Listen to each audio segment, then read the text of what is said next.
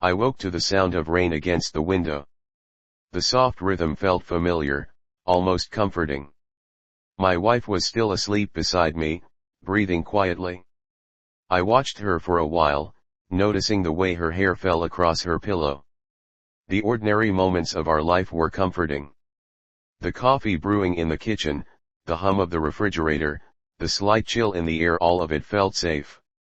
I believed in that safety. I believed in her. We had shared years, routines, laughter, and small silences that felt warm. Today felt like any other day. But underneath the comfort, there was always the faint echo of uncertainty I ignored. A fleeting thought, quickly dismissed. I told myself I was content, that life was predictable and enough. My mind wandered, thinking about work, errands, and small responsibilities. Yet, the quiet in the apartment made me aware of something I couldn't name. Trust is a fragile thing. I hadn't felt fragile before. Over the next few days, I noticed small shifts. She smiled less, lingered over her phone, and seemed lost in thought more often. I brushed it off. Work stress. Fatigue. Nothing to worry about. Still, I began to catalog these tiny observations, quietly, in my head.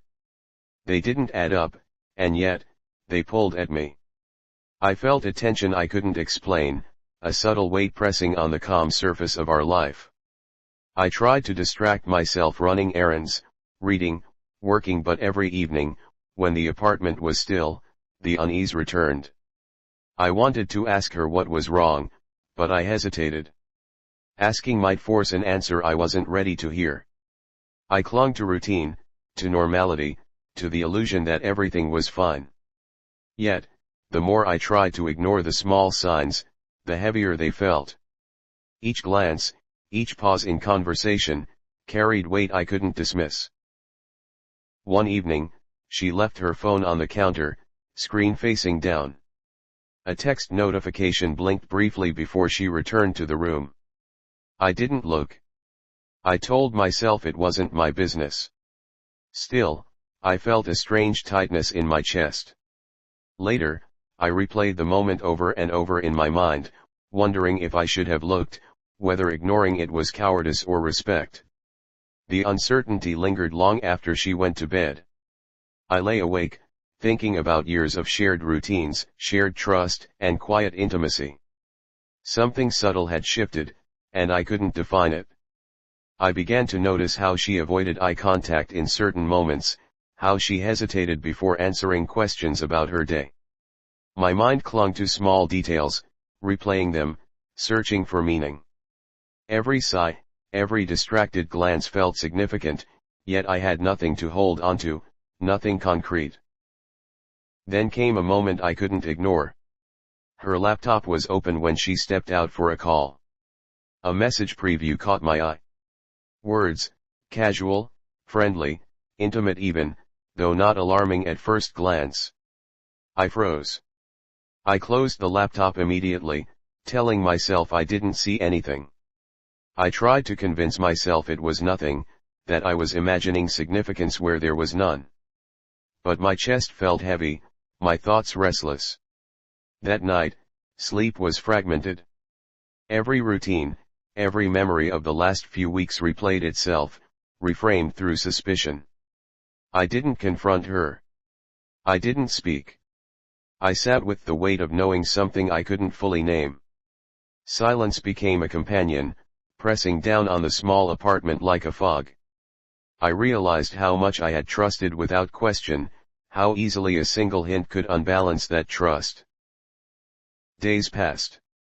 The tension was constant, subtle but consuming. I watched her carefully, noting every pause, every hesitancy, every small shift in behavior. I wanted to ask, to confront, but fear held me back. Fear of breaking the fragile surface of our life, fear of confirming suspicions I wasn't ready to face. I tried to busy myself, filling my days with work and errands, but quiet moments reminded me of the weight I carried. I realized how much of my trust was built on assumptions, how little of it had been tested. Doubt had become a quiet companion, persistent and insistent. I questioned myself. Was I overreacting? Was my perception flawed? Or was something real slipping past me, hidden in plain sight? The truth came slowly, accidentally. A document left open, a conversation overheard unintentionally. The clarity wasn't dramatic, no shouting, no confrontation. It was quiet. Small, undeniable. I sat frozen, absorbing what I had found. My hands shook slightly. My mind raced, yet no words came. I didn't call her out immediately. I didn't react in anger. I only sat with the quiet revelation, letting it settle, heavy and strange. The apartment felt different. Every object, every sound, carried new weight. Ordinary life, once so safe, now seemed layered with meaning I hadn't noticed before. The ordinary hum of the refrigerator, the soft patter of rain outside, all felt sharper somehow, as if the world itself had shifted slightly.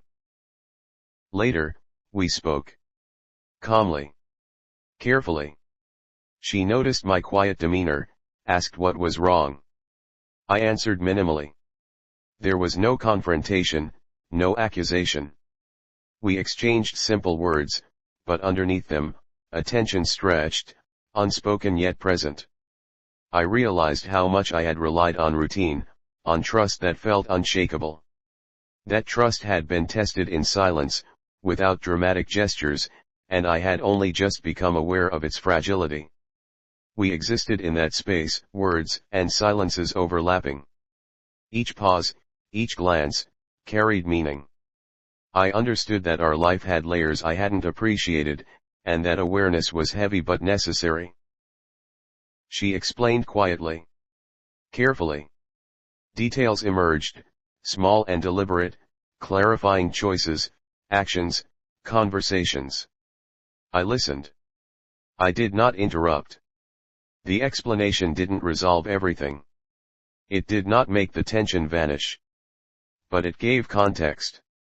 Human complexity, human error, human emotion, it was all there, subtle and layered. I realized how much my assumptions had shaped my perception, how much I had ignored, and how little clarity one could ever truly have. The ordinary life we shared contained hidden nuances, and understanding those nuances required patience and quiet attention. That night, I reflected alone.